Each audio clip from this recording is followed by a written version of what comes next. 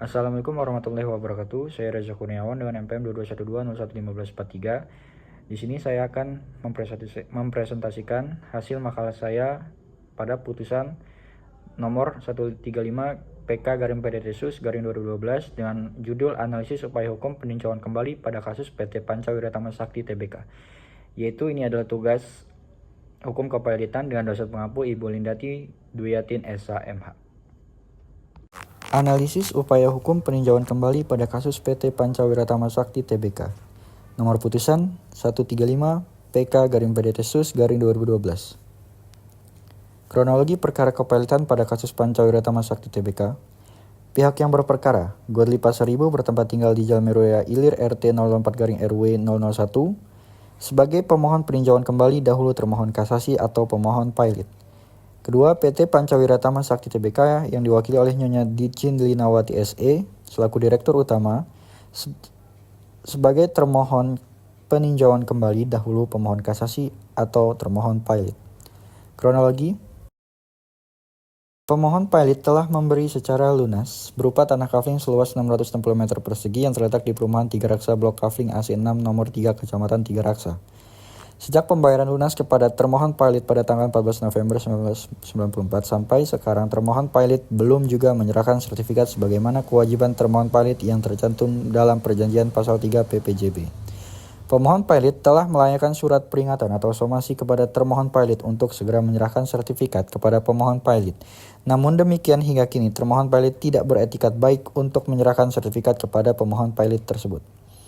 Alasan pengajuan upaya hukum peninjauan kembali. Yang pertama, Hakim Kasasi telah khilaf atau keliru secara nyata-nyata dalam memutus perkara ini karena mendasarkan pertimbangan hukumnya pada sesuatu hal yang tidak ada atau belum pernah diajukan dan dikemukakan dalam persidangan tingkat pertama. Pemohon PK sangat keberatan dengan pertimbangan hukum Mahkamah Agung dalam memeriksa tingkat kasus tersebut karena Mahkamah Agung telah melakukan kesalahan berat dalam penerapan hukum acara Mahkamah Agung. Masalah BPHTB atau pajak pembelian tanah kafling sesungguhnya tidak ada atau belum pernah ada dimunculkan dan dipermasalahkan sebagai fakta di persidangan pemeriksaan tingkat pertama, baik oleh termohon PK maupun pemohon PK di Pengadilan Niaga pada Pengadilan Negeri Jakarta Pusat.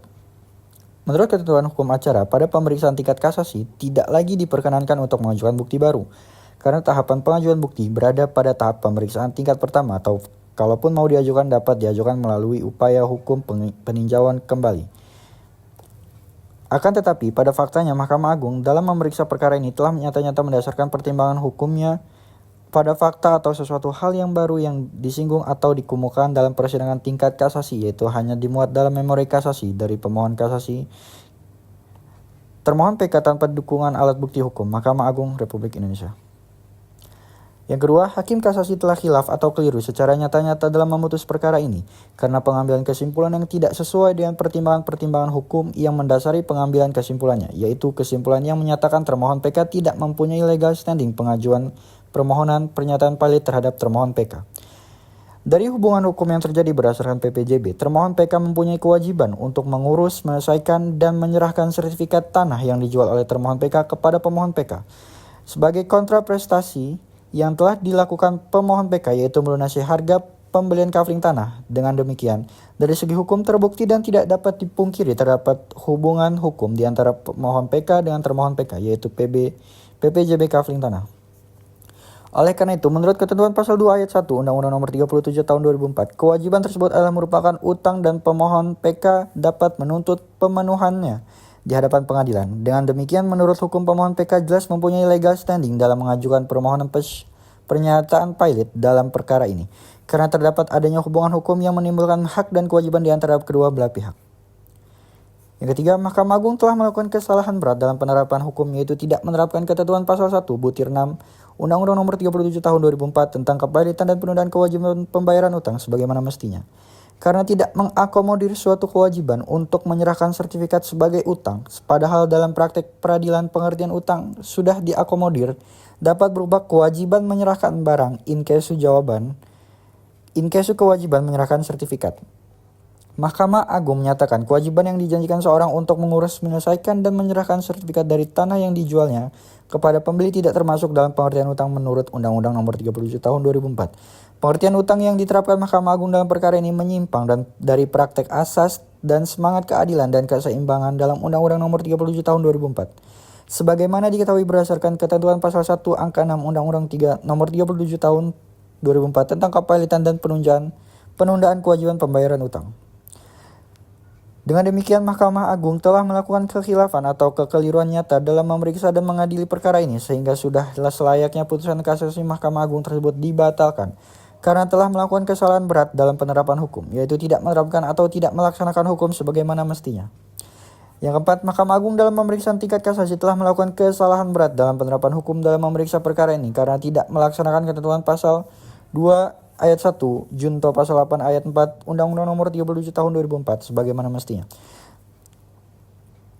Berdasarkan fakta hukum sebagaimana dinyatakan dalam pasal 3 PPJB, bukti P2 termohon PK diwajibkan untuk mengurus, menyelesaikan dan menyerahkan sertifikat tanah kafling yang dijual termohon PK kepada pemohon PK. Di samping kewajiban lainnya, namun ternyata termohon PK tidak melaksanakan kewajiban hukumnya tersebut, sedangkan pemohon PK sudah memperingatkan termohon PK untuk melaksanakan kewajibannya tersebut melalui surat somasi. Namun, termohon PK tetap tidak merealisasikan kewajiban tersebut sehingga kewajiban tersebut termohon PK sudah dapat dikategorikan sebagai kewajiban yang jatuh tempo. Berdasarkan fakta-fakta dan bukti yang dikemukakan di atas, telah terbukti satu pemohon PK adalah merupakan kreditur dari termohon PK. Dan kedua, utang termohon PK kepada pemohon PK telah jatuh tempo dan dapat ditagih.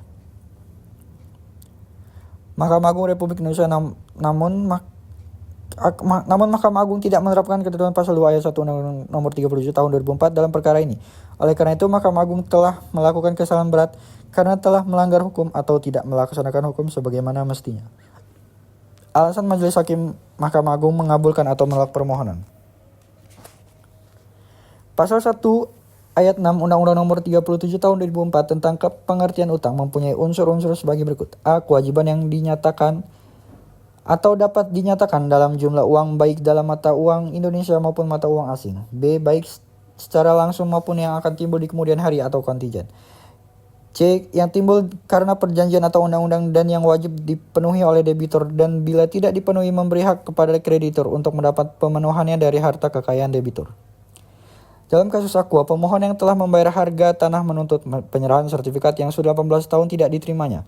Kewajiban termohon untuk menyerahkan sertifikat ini tergolong dalam unsur kewajiban yang dapat dinyatakan dalam sejumlah uang karena sertifikat tersebut juga bernilai uang. Sedangkan kewenangan tersebut timbul dari perjanjian dan yang tidak bertentangan dengan undang-undang sehingga wajib dipenuhi oleh termohon. Termohon juga tetap tidak menyerahkan sekalipun sudah disomasi, sehingga sampai batas waktu dalam somasi tersebut maka telah jatuh waktu atau atas kewajiban dari termohon tersebut, bahwa dalam jawaban termohon terbukti pula bahwa termohon juga mempunyai utang kepada negara. Dengan demikian terbukti bahwa termohon mempunyai utang yang telah jatuh tempo dan dapat ditagih yang belum dibayar dan mempunyai 2 atau lebih kreditur sehingga memenuhi ketentuan pasal 2 ayat 1 Undang-Undang Nomor 37 Tahun 2004. Oleh karena juris telah khilaf atau melakukan kekeliruan secara nyata dalam memutus perkara ini, dan majelis peninjauan kembali berpendapat bahwa pengembangan judik fakti telah tepat dan benar, sehingga diambil alih menjadi pertimbangan Mahkamah Agung. Dengan demikian permohonan pemohon dapat dikabulkan. Akibat hukum putusan terhadap debitor, kreditor, dan pihak ketiga pada kasus ini. Akibat hukum terhadap debitor, kehilangan hak penguasaan dan penguasaan harta. Debitor yang pailit tidak lagi memiliki hak untuk melakukan perbuatan hukum terkait harta kekayaan seperti menjual, menggadai, atau mengurusnya. Hak ini beralih kepada kurator. Yang kedua, tidak cakap melakukan perbuatan hukum. Debitor pailit dianggap tidak cakap untuk melakukan perbuatan hukum yang berkaitan dengan harta kekayaan sejak putusan pailit diucapkan. Yang kedua, akibat hukum terhadap kreditor. Kreditor berhak mendapatkan harta pailit debitor setelah dieksekusi dari kurator. Yang keempat, akibat hukum terhadap pihak ketiga atau kurator. Kurator atau BHP menjadi pengampu debitor pailit. Yang kedua, kurator berwenang mengurus dan membereskan harta pailit.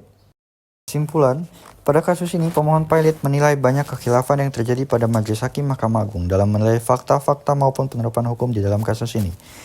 Yaitu, pertama, Mahkamah Agung dalam pemeriksaan tingkat kasasi telah melakukan kesalahan berat dalam penerapan hukum dalam pemeriksa perkara ini karena tidak melaksanakan ketentuan pasal 2 ayat 1 junto pasal 8 ayat 4 Undang-Undang Nomor 37 Tahun 2004 sebagaimana mestinya.